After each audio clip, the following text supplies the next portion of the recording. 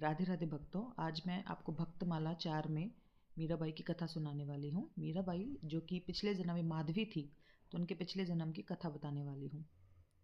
माधवी जो थी, माधवी एक दूसरे एक गांव की लड़की थी जो कि ब्रिज में बहू बनकर आई थी। तो यह जब बहू बनकर आई तो उनकी माता ने पहले ही बहू बनने से पहले बोल दिया था कि तो एक तो ब्रिज में जा रही है, वहाँ पे कन्हैया है, बहुत नटखट है, जिद करेगा तेरा मुख देखने की। और एक बार तूने उसको अपना मुख दिखला दिया या तूने उसका मुख देख लिया तो वो तुझे अपने मोह वश में ऐसा खींच लेगा कि तू पतिव्रता धर्म भूल जाएगी। और पतिव्रता धर्म क्या कहता है कि आप किसी भी पर पुरुष के बारे में ना सोचो, सिर्फ अपने पति के बारे में सोचो, लेकिन तू हर वक्त उसी के बारे में सोचेगी। उसने सारे ब्रिज का बेड़ा गर्क कर रखा है, वहाँ की एक एक स्त्री उसके मुंह में पड़ी है, उससे कोई फ़र्क नहीं पड़ता कि उसकी उम्र क्या है। तो वो सब कान्हा की प्रीत में पागल हो रखी है। तो मैं, अगर तुझे अपना पतिव्रत धर्म बचाना है तो मैं तुझे बता रही हूँ, उस आदमी से कम दूर रहना। वो कहते आदमी, तो कहती वो है तो छोटा सा बालक ही, लेकिन एक ऐसा लगता है कि संसार में उसके जैसा कोई पुरुष है ही नहीं। मतलब वो छोटा सा बालक होके भी एक ऐसा अलौकिक पुरुष लगता है कि उससे बड़ा कोई पुरुष संसार में नहीं है। महापुरुष वही है एक संसार में, उत्तम पुरुष वही है, और इवन पुरुष ही वही है, तो ऐसा लगता है। तो उन्होंने कहा कि अरे माँ, आप इतना डर रही हैं? कहते बेटा तू नहीं जानती उसको, तो तू, मैं तेरे को बस समझा रही हूँ, ठीक है? तो उसने बोला ठीक है। अब माधवी जी गई ब्याह कर और पालकी में बैठी। तो पालकी जैसे वहाँ पहुँची, कान्हा तो आतुर, कान्हा भागे भागे अपने दोस्त के पास में, अरे अरे अरे, सखा सखा मुझे अपनी बहुरी तो दिखाओ, मुझे हमें भौजी तो दिखाओ, हम उनसे मिलेंगे, हम उनको देखेंगे। तो उन्होंने बोला कि जाओ पालकी में देख। तो पालकी में कान्हा जी बैठे और अब जिद करने लगे कि भाई हम तो भाभी जी को देखेंगे। अब भाभी जी तो माँ से सुनकर आई थी प्रवचन, तो उन्होंने सोचा कि पहले नाम पूछ लेती हूँ कौन है, फिर मुख दिखलाती हूँ। ये तो नन्हा सा बालक है, इसको मुख दिखलाने में क्या दिक्कत है? फिर उन्होंने नाम पूछा, कहते आपका नाम क्या है? तो कहते कि भाई मेरा नाम तो कान्हा है, नंद जी का लाला हूँ। उन्होंने माथा ठनक गया, कहते अरे ये तो वही है माता कहती थी कि पतिव्रत धर्म खराब हो जाएगा, तो भाई पतिव्रत धर्म तो नहीं खराब करना है। तो वे इस तरीके से सिर पकड़ के बैठ गई और अपना मुख के ऊपर जो एक उन्होंने घूंघट ले रखा था, उस घूंघट को पकड़ के बैठ गई और कहती कि जाओ जाओ, तुम्हें अपना मुख नहीं दिखलाऊंगी। वो कहते अरे भाभी जी, हम तो तुम्हारे देवर हैं, हमको क्यों नहीं दिखलाओगी? वो कहती जाओ जाओ, हम तो नहीं दिखलाएंगे तुम्हें अपना मुख। सब कहते हैं तो बहुत नटखट हो, चित्तचोर हो, तो पातिव्रत धर्म खराब करते हो, हम नहीं दिखलाएंगे। वो कहते अरे मैं तो नन्हा सा बालक हूँ। अब वो अपनी माँ की सारी कही हुई बातें याद रख कर आई थी। तो उन्होंने हजार जिद करने पर भी कान्हा को अपना मुख नहीं दिखलाया।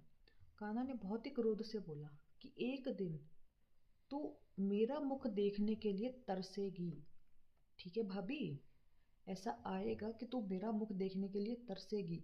अब वो बोले कि हाँ, ऐसी क्या बात है, मैं तो नहीं देखूंगी तेरा मुंह कभी। कान्हा वहां से गुस्सा होकर रिश्त होके चले गए। अब लीला देखो, ठाकुर जी को जिसे अपना बनाना होता है ना, वो बनाना ही होता है। मतलब वो कैसे भी अपना बना लेते हैं। ठाकुर जी ने लीला करी गोवर्धन उठाने की, गिरधर गोपाल बने वो, उन्होंने गोवर्धन उठाया। तो वैसे उसके बीच का वृतांत भी बता देती हूँ कि सभी औरतें हमेशा ठाकुर जी की बातें करती रहती थी कि बड़ा ही सलोना है, आज मैंने देखा उसको, आज मेरे घर पे मटकी तोड़न आया था, आज मेरे घर पे चोरी करन आया था। तो वो बड़ा ही गुस्सा हो जाती थी माधवी कि तुमको लज्जा नहीं आती, तुम अपने पति को छोड़ के एक छोटे से बालक पर लाइन मार रही हो तुम्हें थोड़ी तो शर्म आनी चाहिए, एक बालक के बारे में सोच रही हो।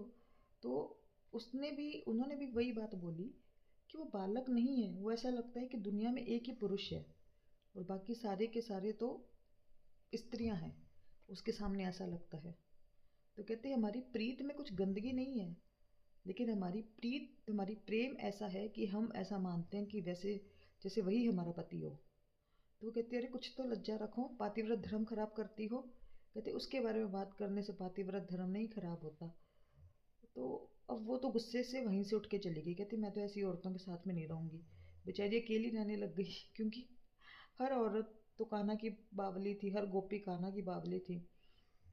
तो एक दिन वही लीला हुई उनकी, गिरधर गोपाल वाली लीला, जब उन्होंने वो उठाया था, अ, गोवर्धन उठाया था। तो गोवर्धन जब उन्होंने उठाया तो बाई चांस क्या हुआ कि मीरा एकदम जल्दी जल्दी में, क्योंकि ऑब्वियसली बहुत तूफान आ रखा था, जल्दी जल्दी में मीराबाई जैसे ही गोवर्धन पर्वत के नीचे आई, उनकी एक छोटी सी नज़र, एक ऐसे, एक होता है ना यूँ धीरे सी नज़र, एकदम सीधी सी नज़र कान्हा की तरफ चली गई।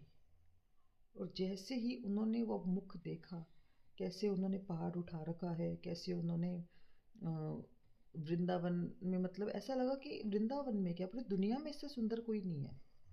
मतलब अगर दुनिया में कोई पति चुनने लायक है तो वो यही है।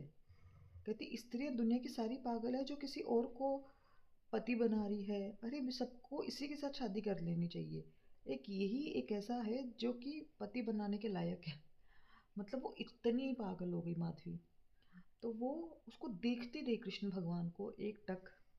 अब कृष्ण भगवान मतलब समझ चुके थे, जब माधवी उनको देख रही थी तो वो समझ चुकी थी कि कृष्ण भगवान मतलब अब कृष्ण भगवान समझ चुके थे कि भाई अब ये अपने चक्कर में फंस गई है। तो कृष्ण भगवान मन में सोचे कि अभी तो मैं तेरे को याद, मतलब अगले जन्म में छठी का दूध याद करवाऊंगा।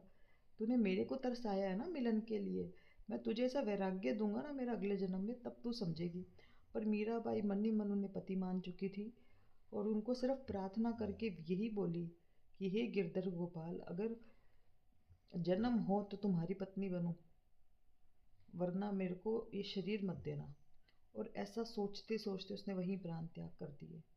वो माधवी कृष्ण भगवान की पत्नी बनकर ही मरी थी, क्योंकि उसने मन से कृष्ण भगवान को पति बना लिया था। और मेरे को ऐसा लगता है कि जो दुनिया की ये जो रीति रिवाज चलो होते हैं, अग्नि के फेरे सब कुछ, लेकिन अगर किसी को मन से भी प्रति मान लिया जाए तो शायद उसमें बड़ी ताकत होती है, बहुत रियलिटी होती है। तो वही माधवी की ताकत थी कि अगले जन्म में उनका मीराबाई के रूप में जन्म हुआ।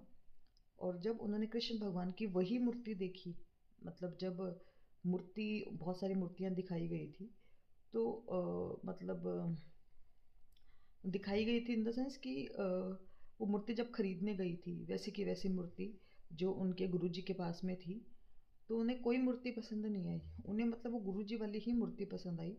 जब कृष्ण भगवान हाथ में चीटी उंगली पर अपनी एक गोवर्धन को उठाकर बैठ खड़े हो रखे थे, तो उसे वही मूर्ति पसंद आई, क्योंकि पिछले जन्म में उसने कृष्ण भगवान को पसंद किया था, प्यार किया था, तो उसी रूप में किया था। तो अगर कृष्ण भगवान को किसी को अपना बनाना होता है ना, तो तुम कितना भी भाग लो वो आपको अपना बना ही लेंगे। तो अब अगली भक्तमाल में मैं मीराबाई का एक और बहुत, तो अगली भक्तमाल में मिलते हैं और कुछ और नई कहानियों के साथ में। उसमें मैं आपको मीराबाई के कुछ और कहानी किस्से सुनाऊंगी और मीराबाई के बारे में थोड़ी और चर्चा करेंगे। ऐसी कहानियाँ सुनाऊंगी जो आपने मीराबाई से रिलेटेड कभी नहीं सुनी होगी। राधे राधे।